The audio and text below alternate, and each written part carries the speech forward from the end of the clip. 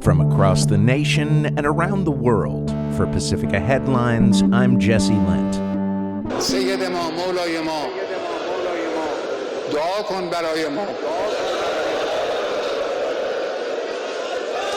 Thousands of mourners performed funeral services yesterday on the final day of ceremonies for Iran's slain supreme leader Ayatollah Ali Khamenei in the city of Mashhad, Iran. Footage and reporting courtesy of the AP. Khamenei, killed in an airstrike on the first day of the U.S. and Israel's joint war on Iran back on February 28th, was laid to rest at the shrine of Imam Reza, Iran's holiest Shia Muslim site, marking the end of 6 days of public mourning ceremonies in 5 cities across Iran and in Iraq, according to Iran's state news agency, IRNA. Though U.S. officials had initially honored Iranian officials' request that they halt all military strikes so the memorial services could proceed safely, the U.S. had resumed attacking targets in Iran following reports that the country had attacked 2 ships passing through the Strait of Hormuz. Iran responded by attacking U.S. bases and strategic centers in Bahrain, Kuwait, and Qatar. U.S. Central Command said on Wednesday that its forces had struck approximately 90 Iranian military targets, including air defense systems, coastal surveillance assets, and missile and drone storage sites. Today, following 2 days of exchanging fire, military aggressions on both sides appear to have halted, Al Jazeera reports.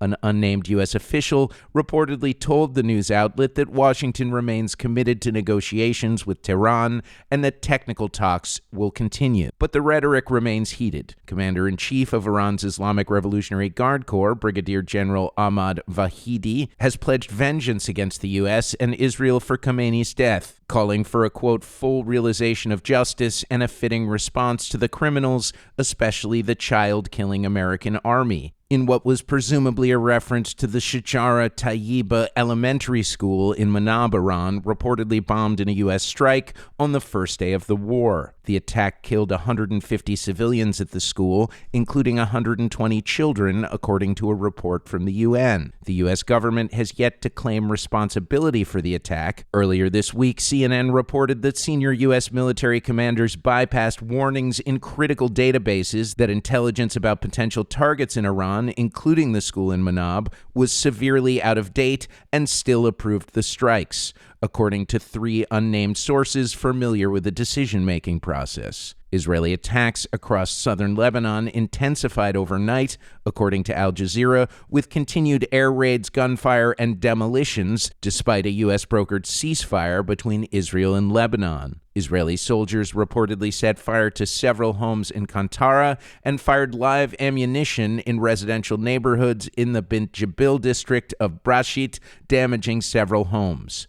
Lebanon's health ministry says Israeli attacks since March 2nd have killed 4,321 people and wounded over 12,000. The Guardian reports that Hezbollah attacks have killed at least 36 Israeli soldiers in Lebanon and 3 Israeli civilians. A Department of Homeland Security spokeswoman told the New York Times yesterday that Lorenzo Salgado Araujo, a 52-year-old Mexican immigrant shot and killed by an ICE official in Texas on Tuesday morning while he was heading to work at a construction site, was not the intended target of the operation. The paper reports that federal officers had been looking for a Guatemalan man who they believed was in the passenger seat of a white van being driven by Araujo. And David Hearn, a former Olympic canoe racer, pleaded not guilty yesterday to damaging the reflecting pool in Washington, D.C. after a $14.7 million renovation project. Hearn was indicted last week on a single felony count of property destruction. According to The Guardian, dozens of demonstrators gathered outside the local Superior Court in Washington, D.C. to express solidarity with the 3-time U.S. Olympian. Some carried signs and banners bearing slogans that included, quote, Free Davy, and, quote, Trump blames everyone but himself.